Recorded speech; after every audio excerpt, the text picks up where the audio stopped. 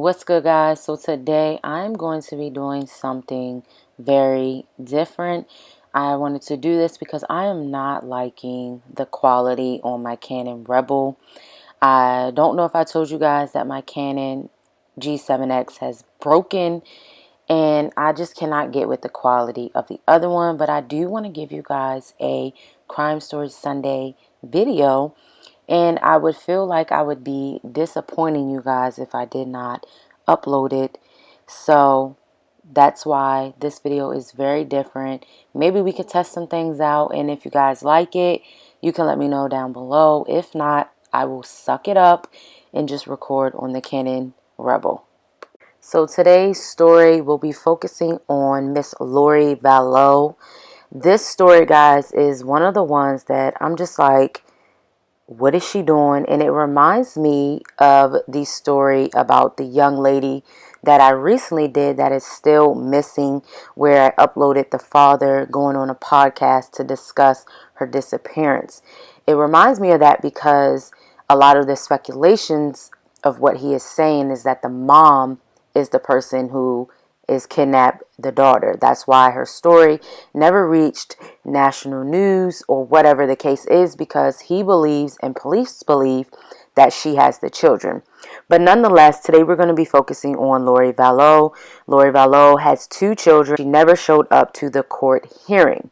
Now, guys, this story is crazy because she was recently caught in Hawaii with her new husband, but the children were nowhere to be located. So I want to talk about her case, and let's go back to the beginning when the kids first went missing and what has led up to them finding her in Hawaii. So let's talk about it. So 7-year-old Joshua JJ Vallow and 17-year-old Tylee Ryan haven't been seen since late September. Police are saying that they strongly believe Joshua and Tylee's lives are very much in danger. And this all happened in Rexburg, Idaho. This is about 300 miles east of Boise, from what I have read in numerous articles. Now, guys, this case is very strange because it just develops into something of, you think it's a missing person case, and then you have all of these strange deaths in between that is going on. So the crazy thing about this all as well is many of Lori's family, which is the mom, they're believing that they just want to know if the kids are okay. And all of this came about is because Lori had a court order that she was supposed to attend. She never made that deadline. And this is where things begin to become very strange. So many of the family just want to know, like I said previously, if they are alive. Show us that these children are alive so that we can know they're safe. Police have also stated that Lori and her new husband, Chad Daybell, have lied about the children's whereabouts and even their very existence. They also are saying that Chad, who is the new husband, is alleging that he told one person that Lori does not have any children, and that Lori basically is going around telling that her daughter died more than a year earlier. That's the strange part of that, where this all begins, right? So then this case begins to unravel into multiple states and includes investigations of 3 separate deaths. So first you have Lori Vallow's estranged husband, Charles Vallow. He was shot and killed in Phoenix in July by Lori's brother, Alex Cox. Then you have Cox, the brother of Lori, who claimed the shooting was in self-defense. He died of unknown circumstances in December. And that isn't the only death, guys. Then in August, Lori Vallow moved her family to Idaho. In October, Chad Daybell's wife, Tammy Daybell, died of what her obituary says is natural causes. But Chad married Lori just 2 weeks after Tammy's death. Law enforcement became very suspicious and ultimately had Tammy's remains exhumed. Crazy, right? It's like the moment I began to look into this case, it was like, wait a minute, what the hell is going on? But the test results for Tammy Daybell remains and Alex Cox haven't really been released to the media. Then, guys, this is the only thing. This case goes on to believe that there are rumors of a cult. They're saying that Lori Vallow believes she is a god assigned to carry out the work of 140,000 of Christ's second coming in July of 2020. This is what the court documents were saying of the divorce of Charles Vallow. So remember, Charles Vallow was killed by Lori's brother. That's why I said this case is very strange and very ridiculous if you ask me. So then you have Chad, the new husband, right? He has written several apocalyptic novels based on the loosely Mormon religious theology. I wanted to make sure I was pronouncing that right. Where he believes that many are involved in a group and they're preparing for the biblical end of time. But law enforcement has questioned Daybell and Vallow about the missing kids in late November. But the couple left town before police could return the next day. And then as the media unfolded, this is where you see them finding them in Hawaii. And they were served with the order to produce the kids and then searched. And at this time, Vallow and Daybell are still in Hawaii. So let's backtrack because I wanted to talk about each murder case, or in a sense, whatever I could find, because I just want to make sure I'm bringing everything to light because, like I said, this case is crazy. So let's first talk about Charles Vallow. This is the ex-husband. So in his case, he was killed in Chandler, and police have responded to the home where Lori was living with JJ and Tylee on July 11th. That's when Cox, the brother, called 911, and he calmly reported that he had shot his brother-in-law. Charles, who was visiting in Texas at the time, had visited the home to pick up their adopted son, JJ.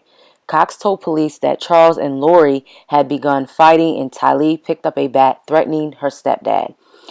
Vallow took the bat away from her, and Lori left the room with her kids, according to the police report. Cox told police that Charles Vallow eventually struck him with the bat, and he went into a bedroom to get his gun. He returned to the living room and demanding Vallow drop the bat. When he didn't, Cox fired at him. Lori Vallow appeared in a police body camera video during their response to the home, but McCullum's, I'm assuming is the police, said only Cox and Charles Vallow were in the room when the gun was fired.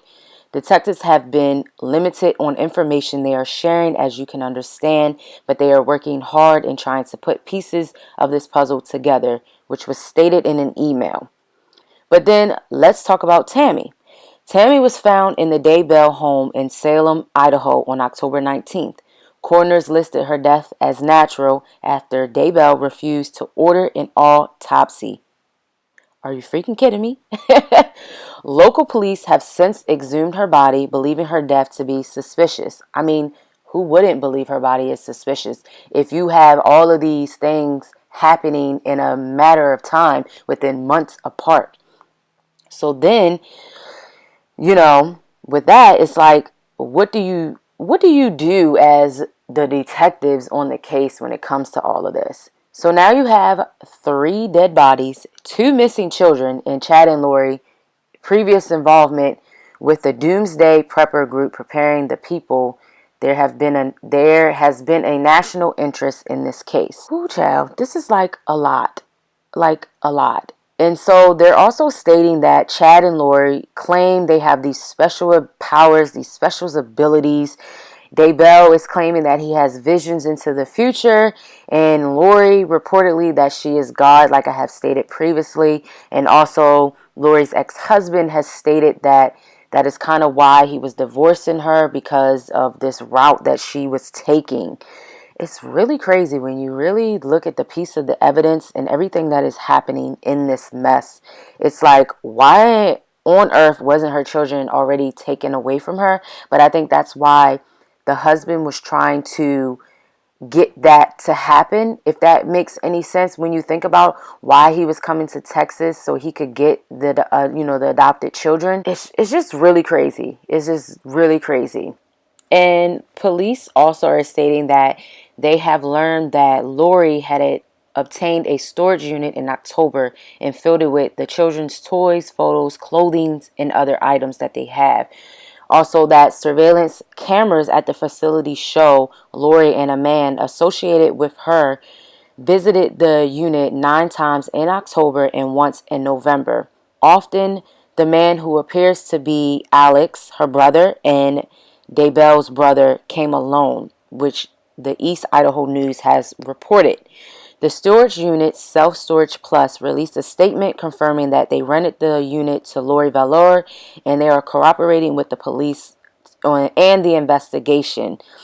And what's even crazier is JJ Vallow's, the biological grandmother, Kay Woodcock, who is Charles Vallow's sister, said last week that she believed Lori would face consequences for missing the judge's deadline. She and her husband, Larry, also state that they are seeking guardianship of the children. And they released a statement saying that if I was Chad, I would be sleeping with one eye open.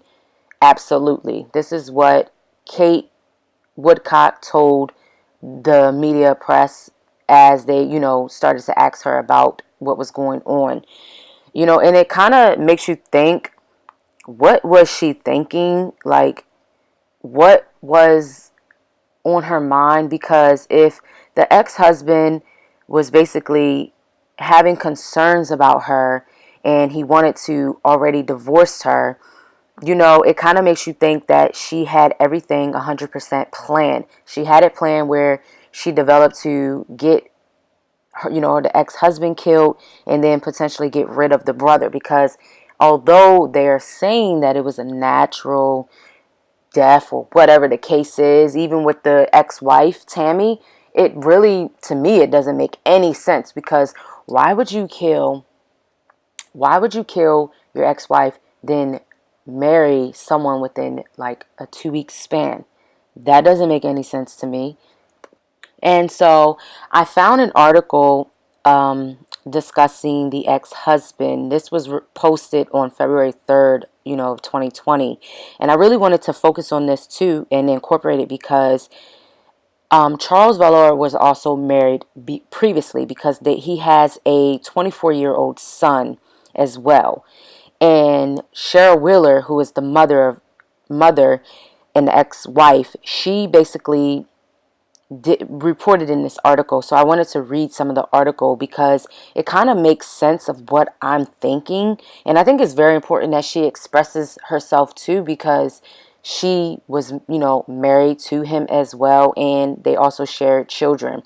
So basically, she goes back on and says that, I'm trying to make sure I'm reading it. She describes Charles. She says that he was a great person. He helped people.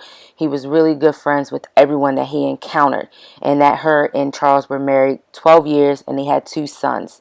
The boys adored their father, and Charles was nicknamed the Disneyland Dad because he was so much fun. And I think it's important to talk about him because it's really sad if she did, in fact, get him killed, knowing damn well how amazing this man was. But again, you can never put anything past people. So she begins to say she remembers the first meeting of Lori was at their son's baseball game, and she was thinking, oh, this is a nice woman. She said, we were sitting next to each other, and she looked at me and said, you probably think I'm an idiot because I'm with your ex-husband. And that's when Cheryl basically says she found it very funny, but that was the only pleasant moment they ever had in all of those years. She said basically these 2 women, Cheryl and Lori, basically did not have a lot of interaction with each other because they shared custody of the 2 boys, meaning Cheryl and Charles. And the boys would spend weekends and summers and alternate holidays with their dad while remaining with their mom for the rest of the time. And they had asked her about Lori, and Cheryl begins to say she became concerned about Lori's mental state, that she seemed off. She said there was a lot of strange goings on a lot of going-ons at their home, to the point that a judge ordered cameras to be put in their home to protect the children. She said it was nothing really suspicious or criminal was ever found on the video footage, but she said something wasn't right with Lori. During child custody hearings, she would say Lori seemed to enjoy being in court and all the drama surrounding it. Then she begins to, I quote, Lori was also in a custody battle with Joseph Ryan, and it was so intertwined that the judge combined our cases all together in the courtroom. It was quite odd. She loved it. She was like, that's when I learned she doesn't do what she's told to do if she doesn't want to. I saw that a lot in court, which is what Cheryl said. She said after Cheryl and her husband spent thousands of dollars in custody dispute, they were perplexed when Charles and Lori announced they were moving to Arizona. And she said, the article basically continues to go on that despite the move, Charles' sons continued to spend summers with their father and his wife, but the circumstances were very unusual. Oh my goodness. It's like as I read, it's like the court should have took these kids. Even though that's their dad, the court should have just taken these kids at some point. If Lori is not doing what she's supposed to be doing as their stepmother, at some point there needs to be something. But you know what I have learned? The courts don't really give a damn when you're living in these homes. They really don't. So the article then begins to go on. The way she would describe it is that dad went to work and Lori would leave. She never had a job and that she'd have known of, other than being a hairdresser before they were married, but she would leave and go be with her family and do other things, is what Cheryl says. And I wanted to point out from this article that I'm reading that Cheryl did, because I think it's very important. Because, of course, Charles is no longer here to defend himself. And I think it's really great that she spoke about this in the article pertaining to his death. So when it gets to the death, right, she's like, Charles was a very religious man, and his faith is a big thing for him. For him to say things got weird, that means it was weird beyond what any of us have known. Otherwise, he would have probably jumped right in and gone along with it. She said, so then the article then continues to move on. Before divorce proceedings, Lori disappeared in February for nearly 2 months and took Tylee to Hawaii. They stayed at the Honolulu Beach Resort, the same hotel where she and Chad Daybell were stopped January 26, 2020, and served search warrants, right? So it says Charles ended up stopping divorce proceedings and tried to work things out with Lori. Months later, on July 11th, the Chandler Police Departments were called after Alex, the brother, of course, shot and killed Charles. Now, this is where she discusses Charles. She says Charles was a semi-pro baseball player. If he hit Alex in the head with a bat, he would have been dead. But Charles was not a violent person. We were married and divorced, and not one time, not 1 second, was he ever physically threatening to me. There are no report records of any domestic violence calls between him and Lori. So to say it was self-defense because he was violent is just not who he was. And then the article also goes on to continue and says that Alex waited 5 minutes to call the police, Cheryl said. And the landlord reports that later in the day, a pool party was held at Lori's house. It was loud, so loud that neighbors could reportedly hear it. After Cheryl learned how Charles died, she tried to find funeral information so her sons could honor their father. Lori's family scheduled no funeral services, nothing, Cheryl says. The Vallow family put together a memorial and Lori sent all of Charles' ashes. That is, oh my God, like what? This is crazy, y'all. Like, this is crazy. Kay and Larry, JJ's grandparents, begged Lori to have JJ there, and she didn't let him go to his own dad's funeral. They didn't even have an obituary. Oh my goodness. This is like one of those cases where you think you know, but then you have no idea. And Cheryl basically says that she believes Charles' death was 100% planned. She says her ex-husband told people that if something ever happened to him, Lori was behind it. Since he was shot 7 months ago, Cheryl and her sons have not heard from anybody in Lori's family. She then begins to proceed to say, they basically grew up with my boys. It is really odd and it hurts my son's feelings. I had to explain this is not normal. Normally, family embraces each other and reaches out. No one did and not has to this day. Like, that's just mind baffling. But like I said previously, I think it's very imperative and very important that Cheryl is doing this and speaking about this, because anyone can see that the route that she's on, the murder of him was not self-defense. So it just doesn't make any sense. Of course, with her brother Alex, who was the supposed killer, is now dead too. It just doesn't make any sense as well. And then you have Tammy, the Chad's wife, dead as well. So, and then Alex, I mean, not Alex, but Cheryl believes that Alex and Tammy both were poisoned, because if you think about it, the autopsies, cause of death, they haven't been able to determine for Alex. But I do believe with Tammy, that I read previously, they basically wrote an obituary that her death was natural. But Cheryl said that she did not know JJ and Tylee were missing until news reports began circulating in December. She says that it was like complicated twists and turns of the case have been given to the family with little time to mourn. Now, I just don't understand. I just don't. And to make matters worse, there are emails from Lori from the Life Academy where her children were missing. Went to school, not missing. She sent the school basically saying that how JJ would not be returning for the upcoming school year. And in that email on September 5th of 2019, she writes, since the circumstances in our lives have changed drastically since my husband's passed away last month, I have been offered a job out of state and have had to accept it. We have had to move quickly since the job started ASAP. So I'm sad to inform you that Joshua won't be returning this year. She goes on to thank the school for all they have done and stated, we are doing our best to adjust to our new lives.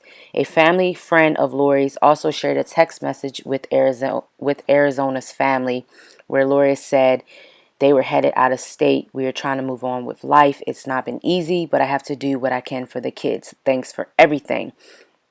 Now, Lori and Chad, they remain under a cloud of suspicion. Of course, police have not arrested them into the disappearance yet because, of course, one, they haven't been able to locate them. But I do know Lori will have charges against her because she missed the court order appointment. And the school did release a statement about, JJ, basically saying how he was a joy, was contagious, a very quiet child, blossoming. And it's just really sad, and it kind of sucks because she knows what she has done to these children, and she just needs to say it because at this point, it's kind of like we all know. I really do hope that they aren't dead, but it just kind of makes you wonder, a little bit, or maybe she did something to them. I don't know, or gave them away, but it just makes you wonder, like, where the hell are these kids at, girl? And why are you doing this? Like, what purpose does this solve to keep them away from their families and friends and, their life that they had? It's just, I don't know. But like I said previously, everything has been planned. I don't believe that Charles was killed in self-defense. I believe he was killed intentionally because he knew a lot and he knew that Lori was sick in the freaking head. And then, you have her brother who basically went down for it as self-defense and that kind of thing. She knew that shit wasn't gonna fly, and then so she poisons him, and then boom, she meets Chad. Chad is into the things that she likes, that cult life, that doomsday prepper mess. And then oh, how can I get rid of my wife? Oh yeah, we're gonna poison her too. And I think that's kind of what has stemmed to this. And then Chad probably says, well, what are we going to do with these children? Maybe they have seen things, they have heard things. And I really do believe they got rid of the children in the midst of all this. I could be mistaken, but it just, everything is leading up to that, and I just really hope and pray that's not the case, but it's really sounding like that is the case. So let me know what your thoughts is on this case. It's a lot of information, and I'm kind of glad I did it this way because it's kind of easier to like really dissect this a little bit more. So let me know if you guys like this type of format. I can continue to do that for Crime Story Sundays. But yeah, let me know what you think about this Lori Vallow case, and what do you think happened to JJ and Tylee. I really do hope they are alive. Like, that is just so heartbreaking, you know. But again, this is the world we live in, and this is what people do. People do stuff like this, you know. It sucks, but they do. But yeah, so that is pretty much Crime Story Sunday, guys. I will see you tomorrow for Missing Person Case Monday. I may do the same thing or go live because, again, I cannot stand that camera. But yeah, we're going to make it work. So, guys, I'll see you. Bye-bye.